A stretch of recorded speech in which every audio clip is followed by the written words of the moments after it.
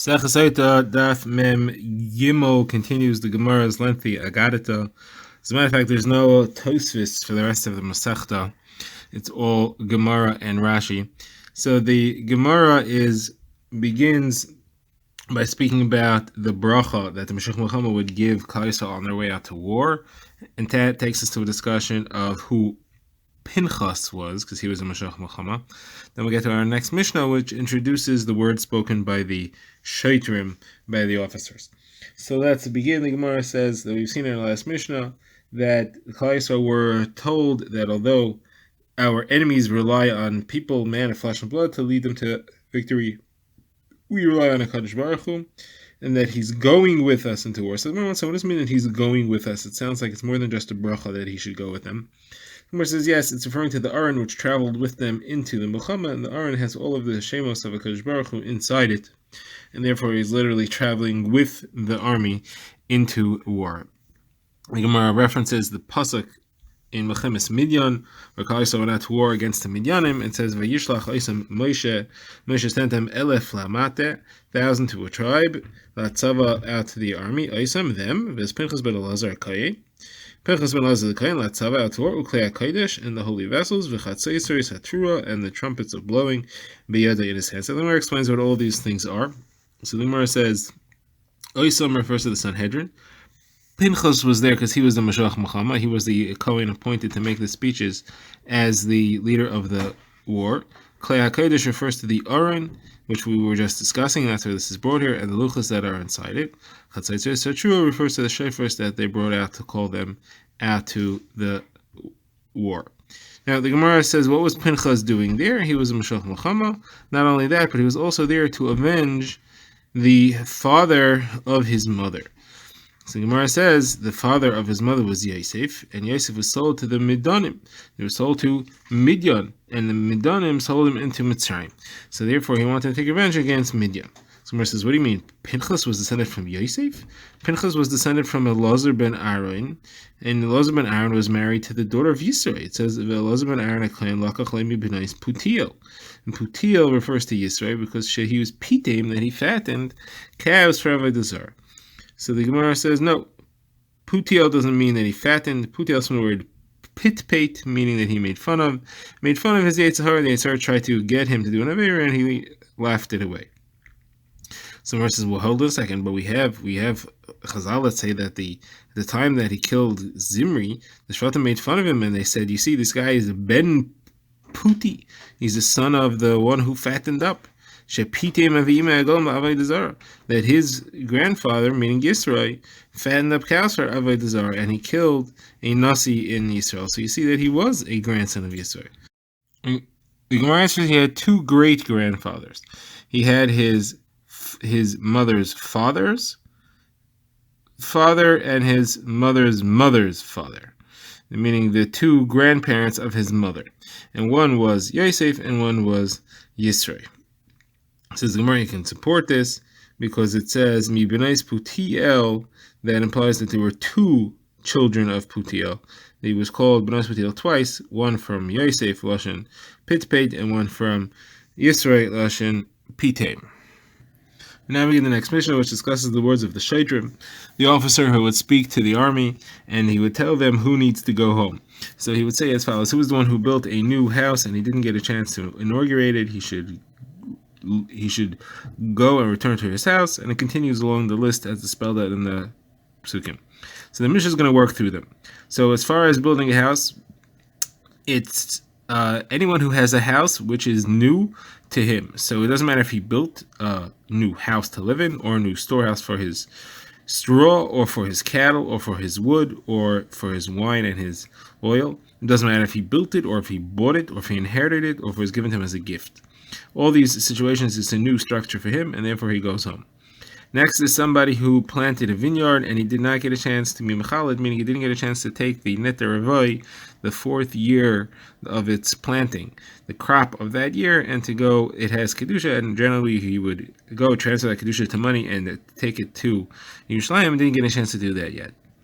Now, the same applies to one who planted a vineyard, or if he planted any other orchard, which is a minimum of 5 fruit trees, even from 5 different species, near each other. Doesn't matter if he planted it or if he grafted it or if he did mavrich or markif, two different types of grafting into a tree or into the ground. Doesn't matter if he bought it or if he inherited it or was given to him as a gift. Next thing on the list is somebody who was engaged to a woman. It says a new wife, and it says aras.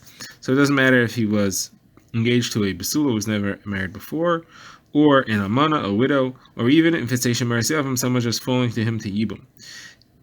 Even if he just heard that his brother was killed in the war, and therefore his brother's wife is falling to him to yibum, that's already enough of a reason for him to go home. Now, all these people would travel with the army to the border. At the border, they would hear the words of the Meshulach Milchama, and then they would turn around and they would stop. They wouldn't go all the way home and do nothing during the war. They would work in supply chains. They would bring water and food to the front, and they would fix the roads, and they would work in transportation, all the support which is required to maintain a fighting force. Now, here's the list of people who would go out to fight. They would not turn around, which you might think that they would, but they would not. Somebody who builds a gatehouse to his house, that doesn't count. Somebody who builds a structure with a roof and a wall. Somebody who builds a porch.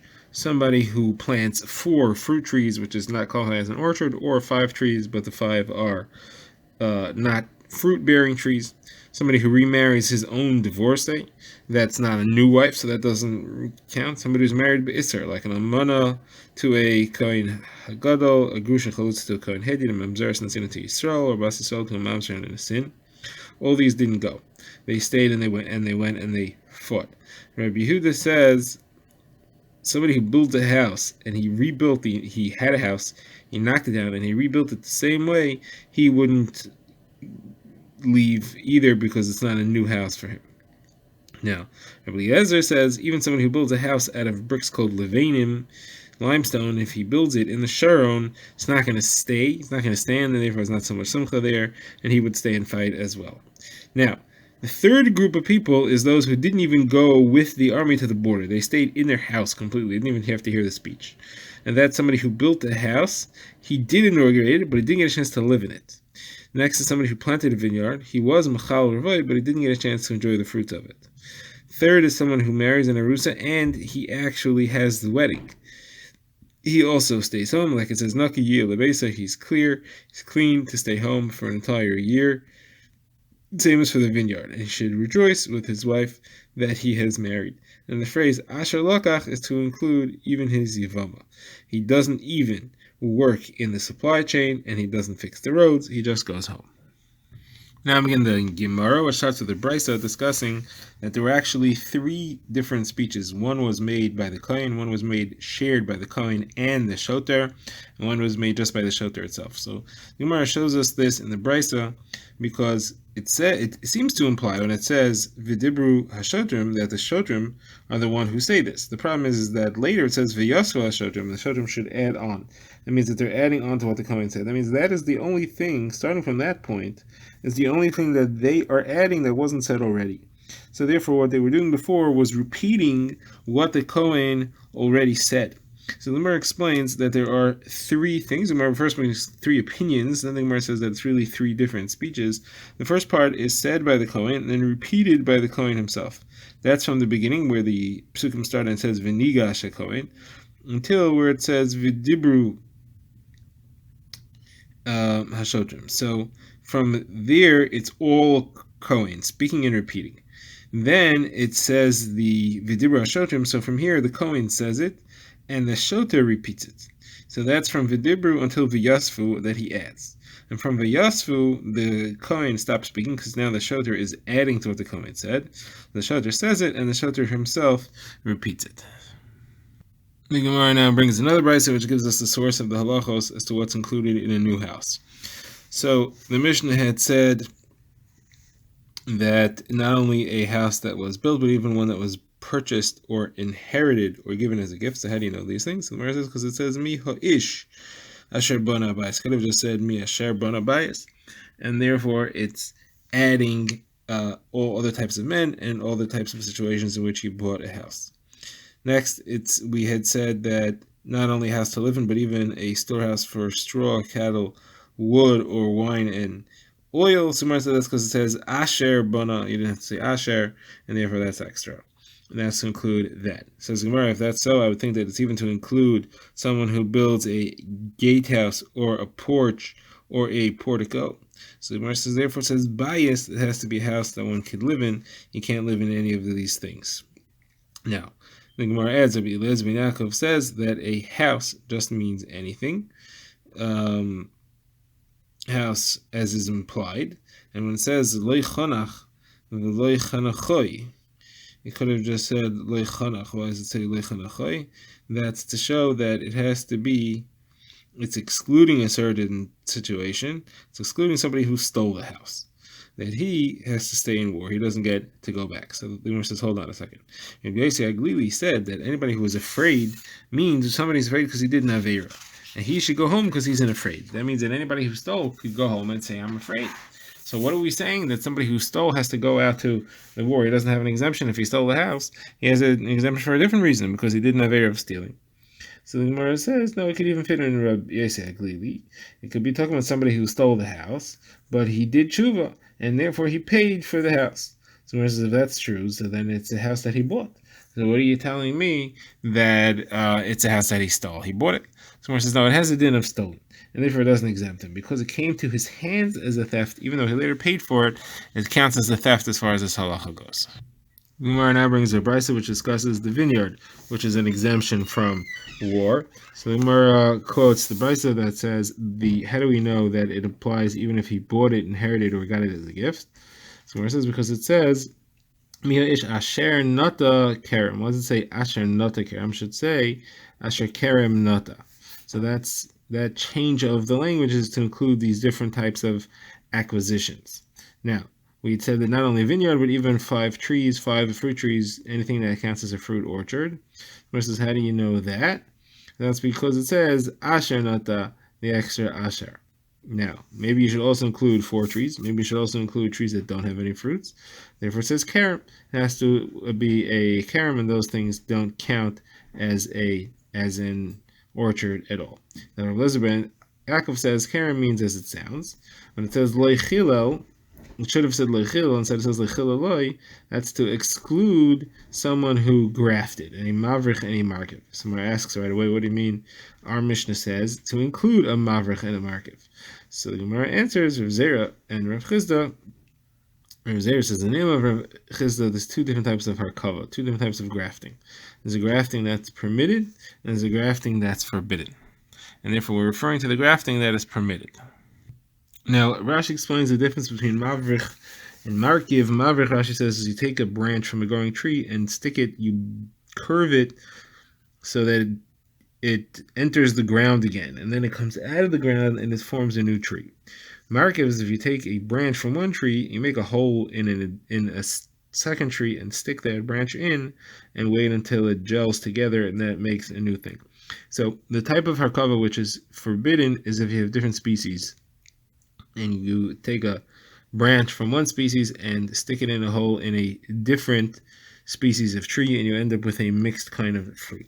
The type which is permitted is if you have the same species and you're just grafting in order to make it stronger. Now the Gemara asks, hold on a second, what type of grafting are you doing here? What are the ages of the 2 trees? Remember, in order for there to be a heter, it has to be that it's the 4th year, and he didn't yet bring the Neter Ravai, he didn't bring the 4th year crop to Yerushalayim like you should. That's what we said with Lechilelei.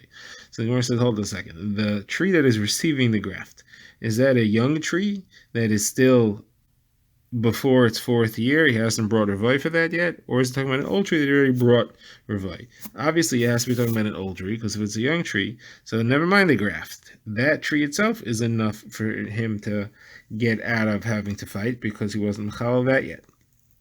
So the problem then is, if it's an old tree, the halacha is if you take a branch from a young tree and put it in an old tree, it has the halacha of the old tree. It doesn't get a halacha of arla anymore. So how could you say that there's a discussion about whether the grafted branch is that enough to pater him from